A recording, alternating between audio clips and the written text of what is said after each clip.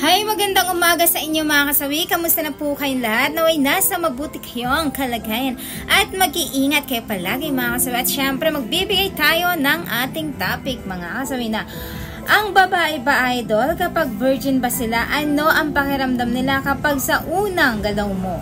Kasi ang GF ko idol, ako yung nakauna sa kanya. Parang hindi ko maintindihan kung gusto ba or hindi, dahil tahimik lang siya. Sana masagot niyo po ang kahilingan ko, idol, please. So, yung ating sender ay sa lalaki mga kasawi na ang tinatanong niya ay kung ano pa ang feelings or mararamdaman ng isang babae kapag sila ay na-virgin na. So, alam ko, may ilan-ilan na tayo na na-vlog na ito mga kasawi. Alam ko yun.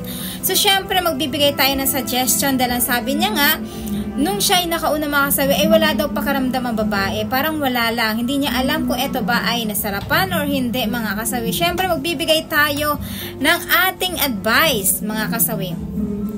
For me, bilang babae mga kasawi, syempre kapag once kasi ang isang babae ay nagalaw mo sa una at sa umpisa mga kasawi, hindi naman talaga mapipil ng isang babae na talagang masasarapan sila sa unang jugjug nyo.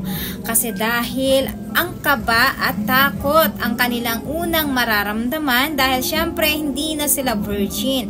At higit sa lahat, kapag ganito naman talaga ang pakiramdam ng isang babae ay hindi nila mapipil na masasarapan din sila dahil alam nyo ba kung bakit mga kasawi? Andin kasi yung takot na baka mamaya is hindi nyo na sila panantigan or baka mamaya iiwan nyo na sila pagkatapos ng lahat dahil nakuha nyo na ang kanilang mga dangal mga kasawi. So yung mga kababaihan ay ganun yung mga naiisip kapag sa first time nila na sila ay nakajugjog. So syempre ganun yung pakiramdam. Kaya kung mapapansin nyo yung mga kababaihan kapag sila ay na virgin na, tahimik talaga kami, yung bang hindi kami kumikibo kasi ang sari-sari yung mga iniisip namin sa kautakan namin na baka kami ay maiiwan na dahil nakuha nyo na ang matamis namin na pagka-virginity mga kasawi. So ganun yun, yung mararamdaman ng mga kababaihan.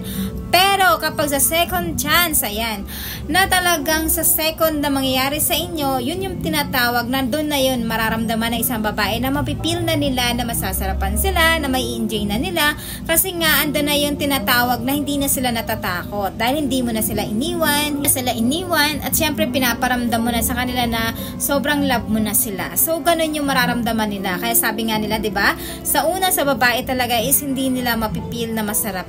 Sa pangalawa, doon na nila mas mapipil yung sarap kasi mas ini-enjoy na nila yung moment na kayong dalawa na nag-intimate moment na pagdating dito mga kasawi.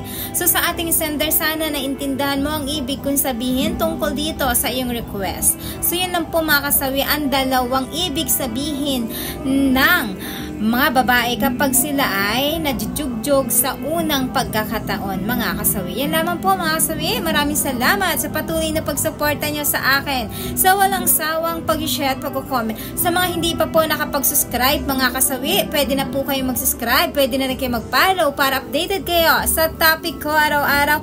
Magandang umaga mga kasawi.